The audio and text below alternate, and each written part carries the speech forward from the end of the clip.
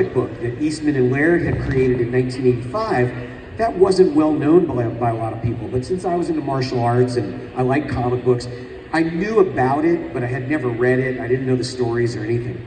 So I was like, okay, I'm gonna go audition for this movie. They said, we want you to audition to be one of the foot soldiers, which is the ninjas that work for the Shredder, right? Everybody knows the foot soldiers.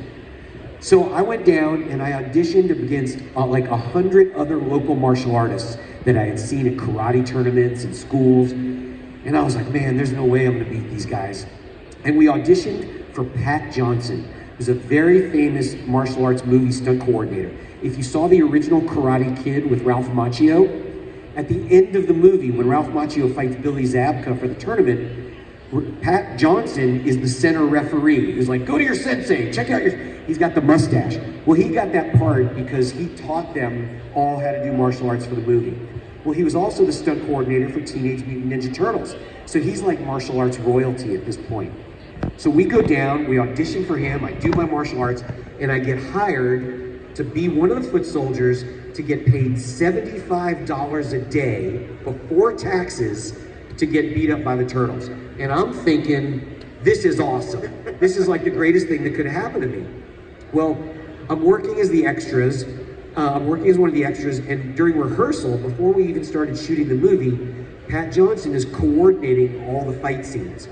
So as he coordinates each scene, he's got the stunt-turtles, which were all guys from Hong Kong, plus Ernie Reyes Jr., who's an amazing martial artist.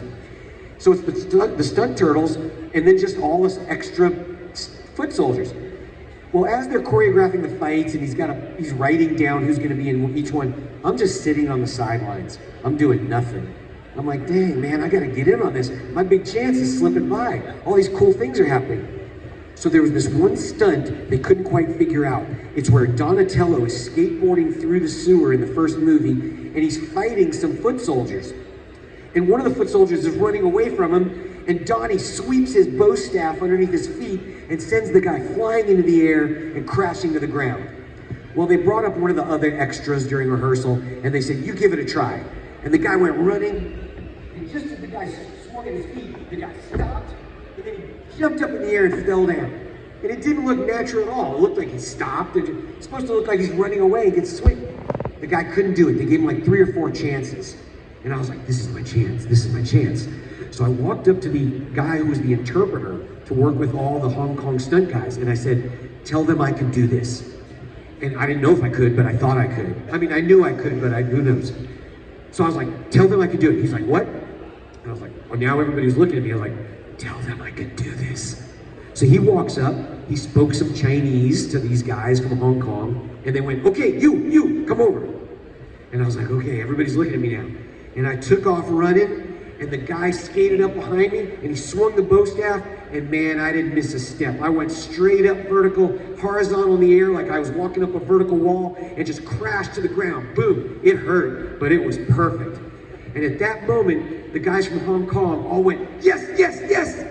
And so from that moment forward, I became the #1 foot soldier in every single piece of choreography that was done. They always said, Ken, you come, you come. And so everything, when you see that scene in the first movie, when Raphael crashes through the skylight, because Raphael is unconscious, and I'll tell you a little story at that point, I'm the foot soldier that crashes through the skylight, swings through the walls. I'm the one that does the nunchucks against Michelangelo. I'm a fellow chucker, eh? I'm the guy in black doing all the nunchucks. I'm the one that calls for the battle axes, Bacentos, now! And then I'm doing the axe till it chops through the floor. So that's all me. So I was having a ball. I was like, man, this is awesome. And then they came to me one day and they said, hey, we need a foot soldier to say a line in the movie. We want you to do it. Well, all of a sudden, I just went from extra to now I'm getting my Screen Actors Guild card, which is a big step for somebody who wants to be an actor. It's very hard to get a Screen Actors Guild card, and the director and the stunt coordinator were handing it to me. And you didn't even have an agent at this point. I didn't have an agent. I was just a kid working for $75 a day thinking I was living the life. Well, now I get promoted to this foot soldier. Ultimately, the scene that I did is in the script. It's where I tell Donatello I'm gonna turn him into turtle soup. Well, we shot it, it was great. It did not make it to the final version of the movie that was released in America but I'm told that it's in the German version. So I gotta find that. To this day, I've never seen it. Are you saying it in German? Yeah, I don't know. Anyway, so what happened was, after that scene, I'm a Screen Actors Guild actor, I'm like, this is great, my dreams are coming true. Well then, this all happened so fast. At the beginning of the movie, there's a scene where Raphael meets Casey Jones for the first time in Central Park. Does anybody know this scene? Oh yeah. Okay. In that scene, Casey Jones pulls out a cricket bat. Raphael goes, cricket, you gotta know what a crumpet is, you understand cricket? And Casey hits Raphael with the cricket bat. He sails through the air and falls headfirst into a trash can, right, Joe? At that moment, when they were filming that scene, they held the stunt double from Hong Kong for Raphael upside down, and when they said action, they dropped him and he fell headfirst into a real trash can. Well, when he did that, the turtle head that he was wearing turned the wrong way and it broke his nose. At that moment, this guy could not wear the Raphael head anymore. They didn't have a Raphael to do any of the action or fighting for the rest of the movie. And that's right at the beginning. So all of a sudden, the stunt coordinator came to me and he said, if you can fit in the Raphael costume, you're gonna be the new Raphael.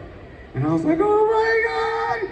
So I went to what they call the Creature Shop, where the Jim Henson organization has all those suits and everything. And they came out and they started putting me in the Raphael suit. And all of a sudden, it didn't fit. And I was like, oh no, my heart sank. What I didn't realize was the producers and the costume people wanted this to work. They needed to find a Raphael fast, because on a movie set, time is money, and they had to figure out who to get.